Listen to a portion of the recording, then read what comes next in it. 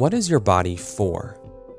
And how does it relate to your identity, that which makes you, you? Those might not be questions that we ask ourselves all that often, but they're questions that need to be answered, especially in our world today.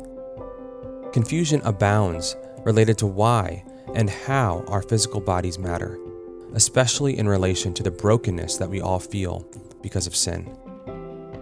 Today I'm talking with Sam Allberry about the eternal significance of our physical bodies.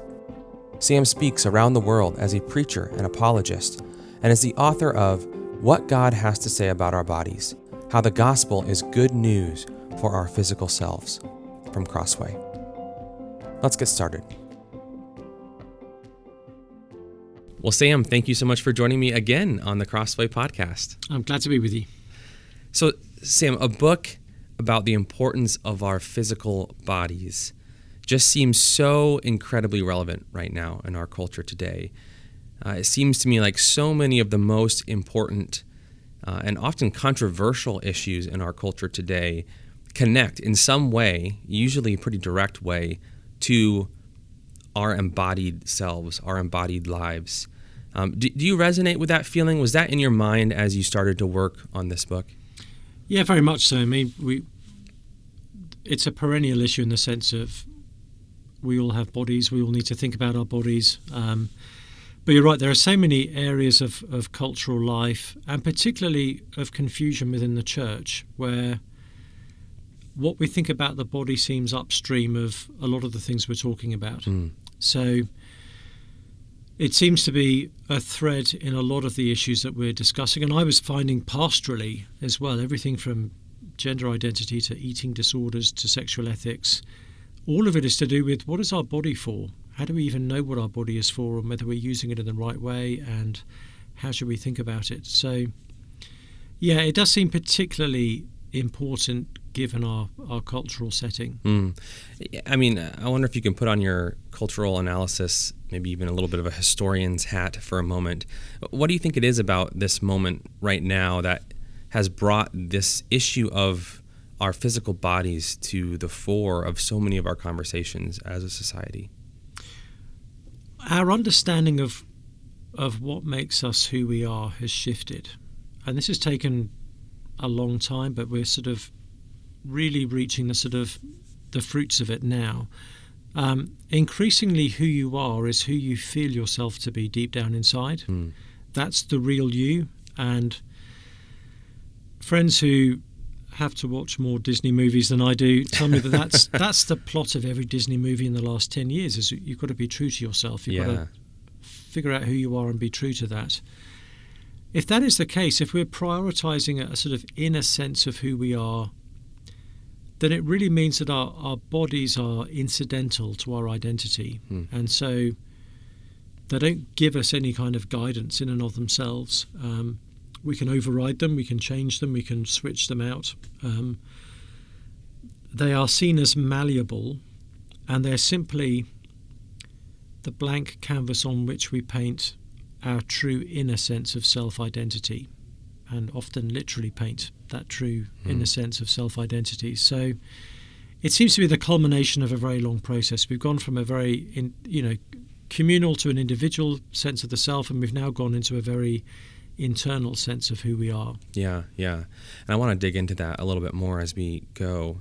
But maybe kind of taking a broad look, it seems like our broader culture today that we all live in, it's constantly pushing in many different ways conflicting messages about our bodies. On the one hand, we live in a world where physical beauty, where physical health, athletic prowess, all those things are held in high esteem and are incredibly influential in our culture on things like entertainment, what we buy, how we spend our money, what we spend our time on. And yet at the same time, as you're saying now, we live in a culture that increasingly seems to de-emphasize the significance of our physical bodies as core to who we are. They're viewed as something that we can infinitely change and adjust depending on what we feel on the inside. So I guess, what do you make of that, what to me feels like a contradictory kind of, two different contradictory emphases in our culture? Yeah, I think more than one thing is happening at the same time. that internalization of identity and selfhood means that our body is the place where we express that. And so we're attentive to our bodies because that's how we externalize our internal sense of identity. So it's interesting that, just men's grooming products in the last 10 years have just exploded. We're far more attentive to appearance and to body image for that reason, I think, because it's one of the ways we express our identity. I think one of the other things that's happening at the same time is with media becoming more global, and obviously the internet has really accelerated this, the standards of beauty that we are being given in media are more and more unattainable and unrealistic. And technology has enabled this. Now you see an image of a movie star or whatever, or model or something. Firstly, it might not be them. That might be, I remember when Pretty Woman first came out, it was Julia Roberts' head, but someone else's body on the poster. So it may not even be the same person. Or it may be, assuming it hasn't been photoshopped, it may be a body that is itself the fruit of an exercise or dietary regimen that is just not sustainable. Right. So in other words, they half-starved themselves, or they beefed themselves up to a kind of an unhealthy proportion just for the photo shoot. Yeah. But it wouldn't be healthy to have a body that shape. So all of these things mean that I think the standard of what you think is beauty is becoming ever more remote, and so I'm sure that is a massive contributing factor to the ever escalating instances of body image issues, and that's the case with men as well as women, and which people are only feeling worse and worse about themselves physically. Yeah. And I think that's part of it, at least. And then how does that fit then with this de-emphasizing of our physical bodies as core to who we are? Is it just that then they become primarily viewed as a canvas, so to speak, for expressing sort of our individuality, our identity as internal beings? I think that's exactly right. And the real contradiction here is that on the one hand we culturally think we're secularists and materialists, but then on the other hand we're putting all of our focus on the non-material understanding of who we are. We've come up with this concept of an autonomous self that is separate from our physical bodies, and the point of our bodies for many people is simply to make them reflective of our inner self in some way. And so in as much as we're attentive to our bodies, it's not because they have any intrinsic value and meaning in themselves, but we need to attend to our bodies so that people can see who we are and what kind of person we really are. Well, and as you were saying, sometimes even because we want our bodies to be this finely tuned expression of who we feel we are, we're even willing to do things to our bodies that aren't actually in our best interest, aren't actually healthy for our bodies. Yeah. And we're not the first generation to have that issue, but I think we're the first generation where it's built on these particular anthropological foundations and with the kind of cultural, technological ways in which these things are being done today. Yeah.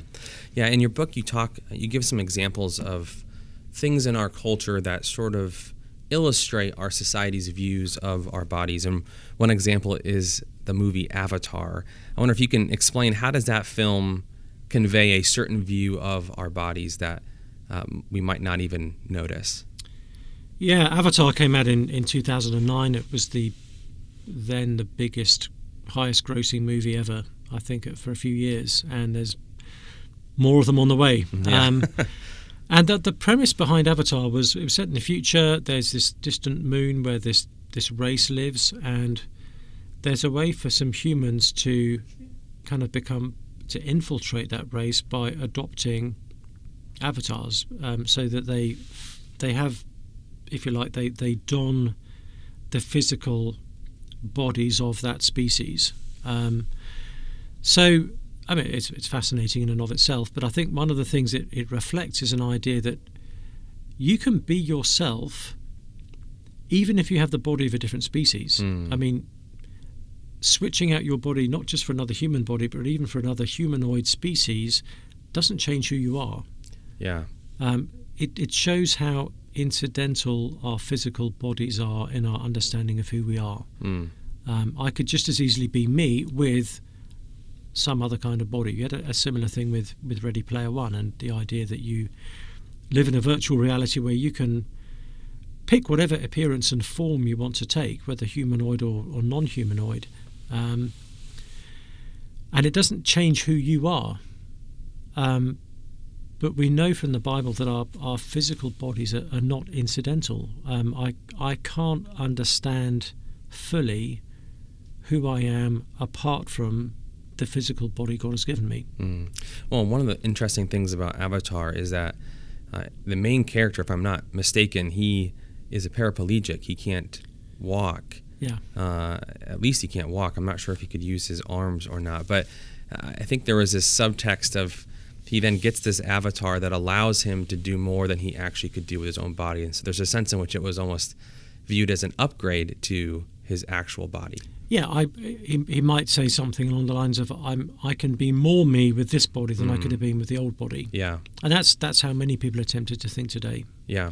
So how do you think about that then when it comes to many of the things that often feel broken or maybe even dysfunctional about our bodies? I think that's a common experience that maybe we've all had to different extents. There's things about our physical bodies that either don't work the way that they should work, or they don't work the way that we wish they worked. How do we balance that recognition with an appreciation for the body that God has given to us? The Bible helps us hugely with these things because it doesn't give us a diminished view of the human body, but it doesn't also give us a naive and idealized view either. So we have both the doctrine of creation and the doctrine of the fall. The doctrine of creation shows me my body is a gift and a calling. The doctrine of the fall shows me that it may not be the gift I would have chosen or the calling I would have wanted. The Bible shows us that there is a brokenness to the physical creation. Paul talks about creation being subjected to futility and frustration. That includes our physical bodies. So the Bible can account for the fact that our bodies experience brokenness. We experience affliction. We experience a lack of harmony between how we think about our body and ourselves. So it's important to remember that. The Bible doesn't only show us the brokenness, it shows us the kind of glorious createdness as well. But we have to hold both of those together, otherwise we'll have a very skewed understanding of what it means to be human. I'm struck that in Psalm 139, David can say, I am fearfully and wonderfully made. And he's saying that of a fallen body. He's not saying that of a perfect body. So even with our aches and pains and heartaches, we can still say we have been fearfully and wonderfully made. Yeah. So what are some ways that maybe within the church in particular, among Christians, that you've noticed that people can subtly devalue their physical bodies, perhaps without even knowing it? I think in a whole host of ways. I mean, one way is just to think our bodies are spiritually irrelevant and therefore we don't look after them, we don't value them. It seems like it's actually pretty common, people probably wouldn't say it, but to view our bodies as sort of like a vehicle, a suit for our souls that sort of gets us around, helps us live in a physical world, but the real core of us, the important part of us, is our spiritual selves. I think a lot of people feel that way, and that the body is not much more than a kind of rental. You drive it around for a bit and then you get rid of it. It's not there as a permanent thing. Don't get too attached to it. Yeah. So I think that is a very prevalent and deeply unbiblical view of the body, and we see that reflected in lots of ways. From the Christian who thinks, well, what I do with my body isn't spiritually relevant, so therefore it doesn't matter if I sleep around or something else. That's not the spiritual part of me. God's not interested in my physicality. Or you think of the pastor who so overworks that he does his own health in, because he's thinking the only spiritual thing going on here is the ministry, and he will do that even to the expense of his physical health. Yeah. How do you, on that particular point, how do you fit that with some of what Paul says, say, in the New Testament, where he talks about exerting himself, even in some ways spending his physical body, being willing to sacrifice his body in many ways for the sake of the gospel, for the sake of his ministry calling? How do we understand? Because that's probably a response that many pastors or people who are in some kind of full-time ministry will say is, I know I'm running at a crazy pace, but I feel like I'm called to do this. I need to do this, and it's worth it. Yeah. Well, I think the answer is Paul is the one who talks to us the most in the New Testament about stewarding our bodies.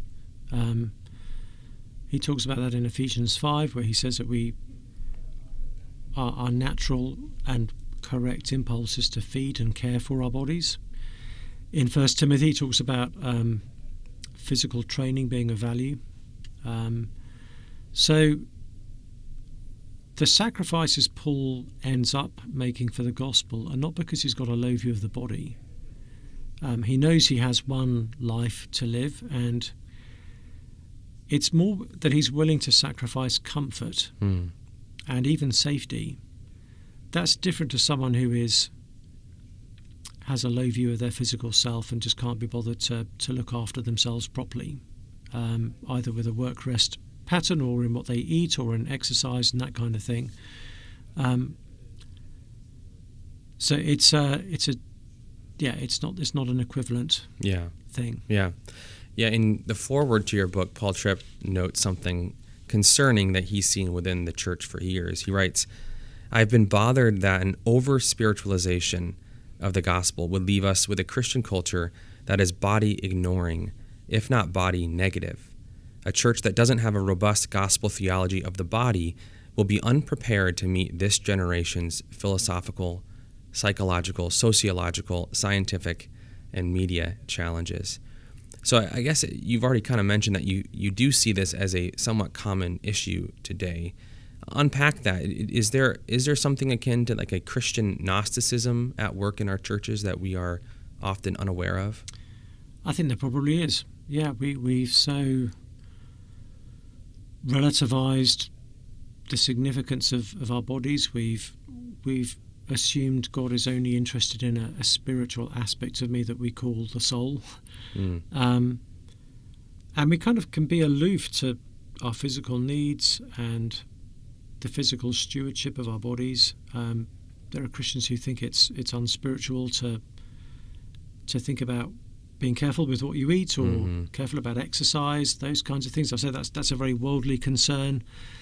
But actually, God is interested in the flesh. I mean, the fact that Jesus became flesh himself shows us just how much our physicality is valued by God and how fundamental it is. But yeah, I think in the guise of being spiritual, we end up being unspiritual because we're unspiritual about the things that are physical.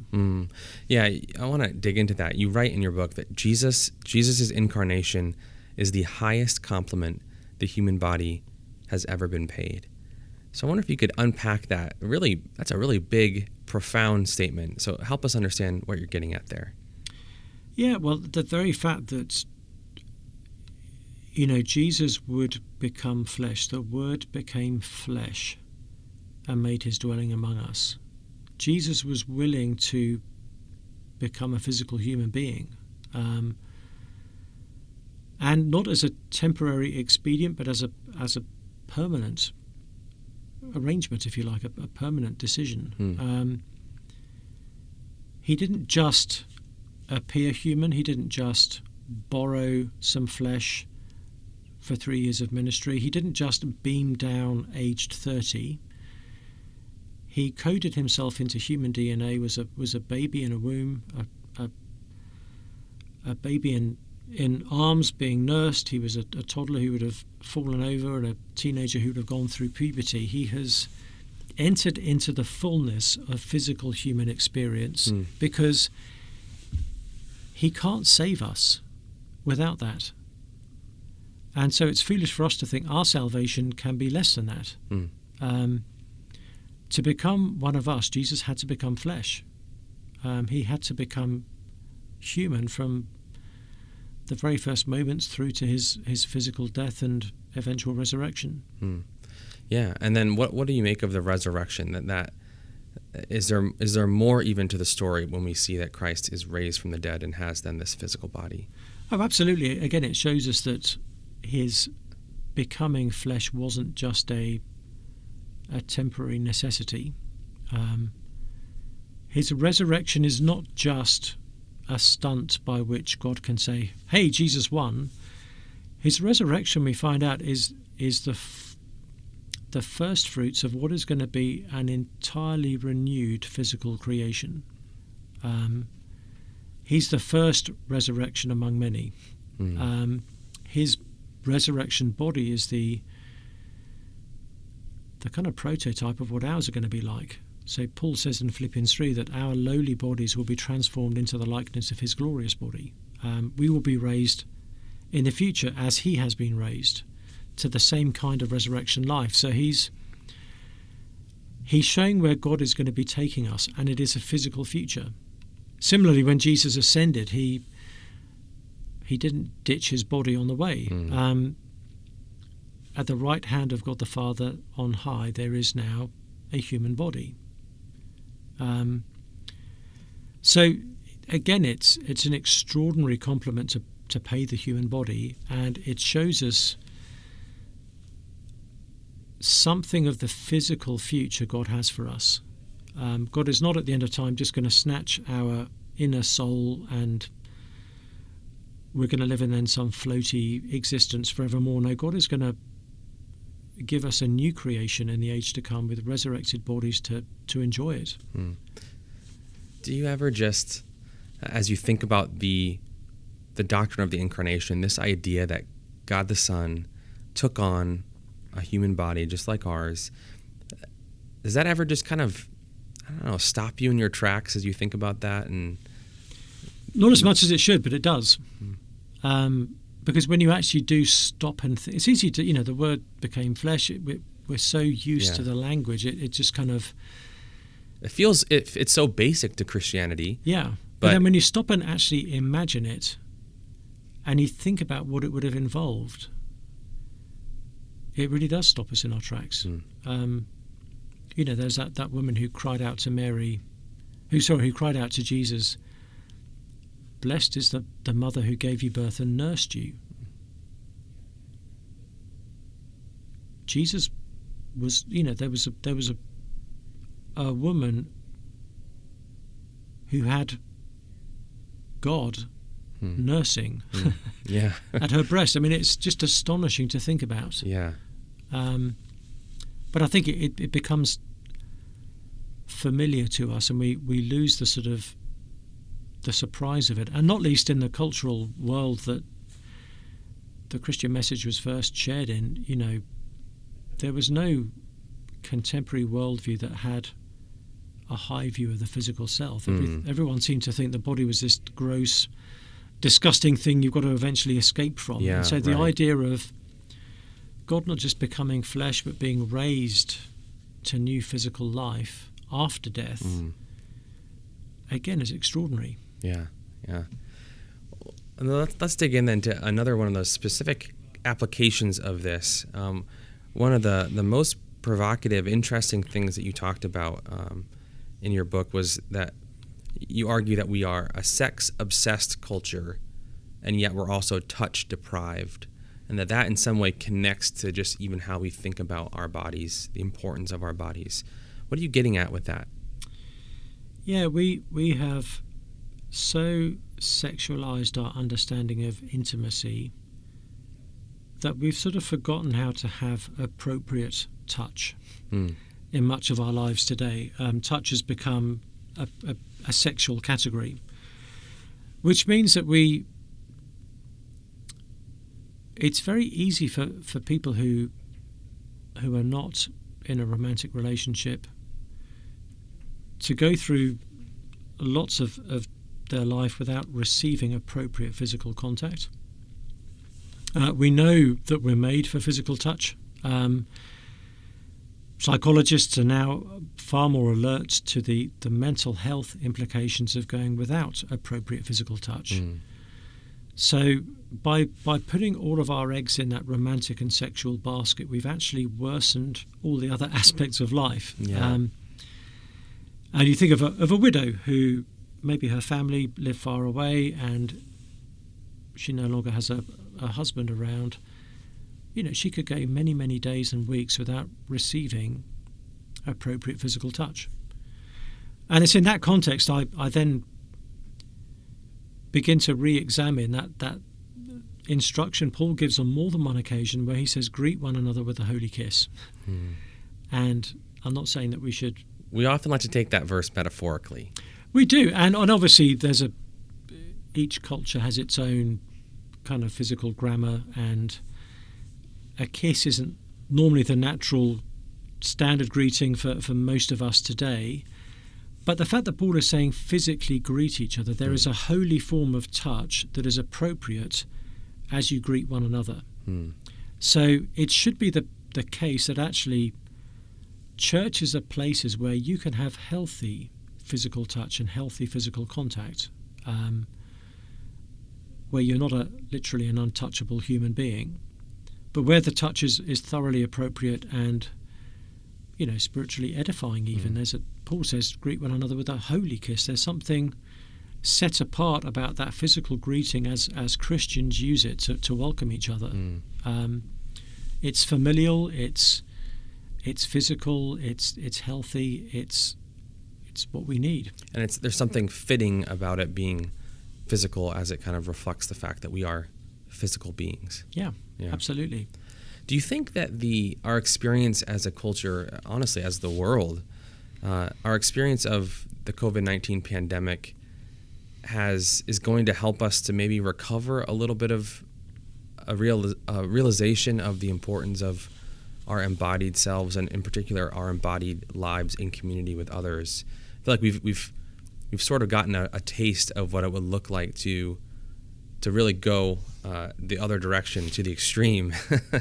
and we're seeing the effects of that. We're seeing it on our psychology. We're seeing it in our relationships, and as we come back to church, together more and more in the coming weeks and months, it seems like maybe there's a new awareness of the importance of that. Do you resonate with that? I do, yes. I think we've seen the convenience of virtual meetings and Zoom and all the rest of it. There's something nice about being able to just click a button and you're out of the meeting and you're immediately at home in your living room or something. Yeah. But at the same time, we're sick of it. And it's just interesting watching some of the restrictions when they get eased, just that desperate desire to be physically back together again. We are aware that we've missed something, and something fundamental. We see this even in the New Testament. John writes in 2 John, I've got more to write, but I don't want to use pen and ink. I want to see you face to face so that our joy may be complete. There's something incomplete about only relating to someone, in his case through pen and ink, or in our case through pixels on a screen. It's great. It's way better than nothing, and it's not without merit, but it's just not enough. Yeah. And I was grateful during the pandemic for our church's live stream. It was amazing to have that. But in one sense, it just made me want to be physically there even more. Yeah, yeah. So I hope it has meant we don't take that for granted. Yeah. So I think for even those who would affirm and embrace the Bible's teachings about our bodies being good gifts from God, they're central to who we are as people, as Christians. Nevertheless, our bodies are often, associated with negative feelings that can really be difficult to deal with. And I think one of the most common negative feelings that we all, to different extents, probably have struggled with at times, related to our physical bodies, is shame, for a whole host of reasons. I wonder, is that something that you can resonate with? And what word would you give to the person who struggles with shame for some reason? It's very, very common. In fact, there's almost no one who hasn't experienced that in some degree. And it may be shame. It can be for any number of reasons. It may be shame to do with appearance. It may be shame to do with what we've done with our bodies, or shame at what has been done to our bodies by others. I think that the most important thing to know in that context is, in the language of Hebrews chapter 4, we have a high priest who is not unable to sympathize, but who has been tested in every way, yet without sin. And so when Jesus came into this world, he experienced the fullness, not just of being a human being, but he experienced the fullness of human suffering. Where I come from, it's sometimes joked that wherever the Queen goes, she only smells fresh paint. And, she'd have a very unrealistic sense of what the real world smells like if that was the case. There's none of that with Jesus. He experienced the worst of human life on this planet. And that verse in Hebrews is telling us there's something comprehensive about the sufferings of Christ. That means there's no kind of pain we can go through that Jesus doesn't know more about than we do. And that's true of shame. Not that Jesus had reason to be ashamed of himself, but, Isaiah 52 tells us that he was someone men hid their faces from. His suffering and crucifixion was so horrific, people would turn away from it. People couldn't bear to look at it. So for someone who's feeling intense shame about how they look, I think it's a comfort for them to know that Jesus knows what it's like to have people actually really not want to look at you. He was physically abused by others. He was stripped naked, so there was an element of sexual humiliation going on there. We know that he was mocked and tortured, and so people who bear the shame of how they've been treated by others again have in Jesus someone who truly and deeply understands that. One of the pains of this life is sometimes going through a hardship and you feel as though no one really understands what you're going through, and that can be true, sadly. But it's never true when it comes to Jesus. He really does know. He experienced the fullness of the pains and griefs of this world.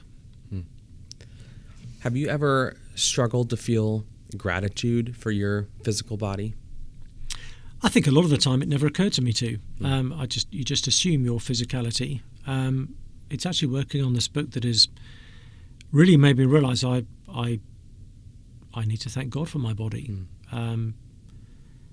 with all its quirks and frailties and imperfections. I keep coming back to Psalm 139, David saying, "I praise you, for I have been fearfully and wonderfully made." My physical life is a gift from God. My physical body is a gift from God. And even if it's causing me pain, it is still, as a body, a gift from God.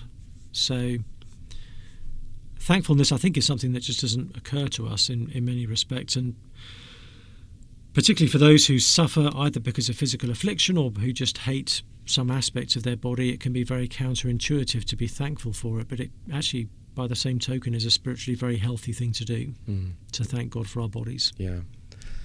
Maybe as a last question, as we look to the future, what is our ultimate hope? What is our future hope when it comes to our physical bodies? In Romans 8, Paul says we await our adoption as sons, the redemption of our bodies. There is a physical redemption that is yet to come. So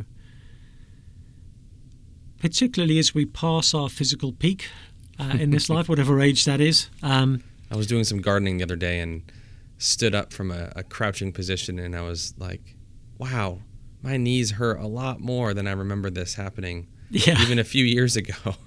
I remember a friend of mine coming to church one day, kind of bent over. He was not an old man at all. He was in his early 40s, but he was bent over in visible pain. I said, what on earth have you done to yourself? And he said, this happened while I was asleep. All I did was got out of bed, and this, something about the way I slept, injured, when you're in your 40s. Sleeping's dangerous. It is. It's an extreme sport. So even as we pass the sort of our physical best, we can know that our best physical days are ahead of us and not behind us. I think particularly for Christians with long-term health issues and afflictions and pains, it is such a comfort to think this is not the only experience of physical life you're going to have. This is not the only experience of a body you're going to have. And there will be a resurrection body that will be without those pains and afflictions and shames, bodies that will be perfectly suited for us to glorify God and enjoy Him forever. And so we all have that to look forward to. Well, Sam, thank you so much for taking the time today to talk to us about our bodies and why they matter more than we might think. It's a pleasure. Thanks for having me. That was Sam Allberry on our physical bodies. For more, be sure to check out his book with Crossway, What God Has to Say About Our Bodies, How the Gospel is Good News for Our Physical Selves. Available online or at your local Christian bookstore. For more interviews like this, subscribe to the Crossway Podcast on Apple Podcasts, Spotify, or your favorite podcast player. If you enjoyed this episode, leave us a review, which helps us spread the word about the show. Crossway is a not-for-profit Christian ministry that exists solely for the purpose of proclaiming the truth of God's Word through publishing gospel-centered content. Visit us today at crossway.org.